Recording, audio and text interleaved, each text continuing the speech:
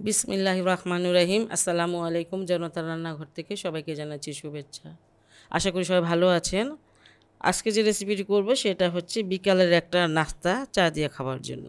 সেজন্য এখানে আমি বেশ কিছুটা তেল দিয়েছি আর দিয়ে দিচ্ছি পেঁয়াজ কুচি।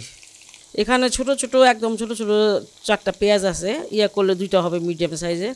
বেরেস্তাটা হয়ে গেছে।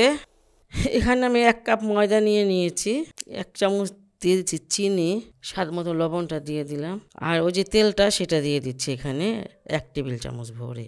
4 চামচের 1 চামচ হবে বেরেস্তাটা, সেটা দিয়ে দিলাম।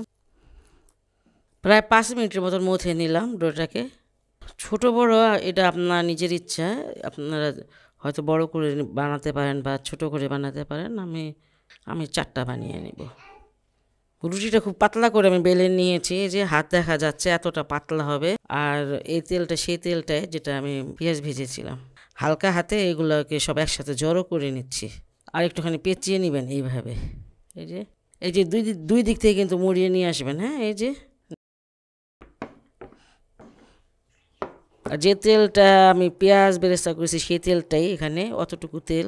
একদিক 4 মিনিট ভেজে নিয়েছি, আর এখন এটা উল্টিয়ে দিচ্ছি।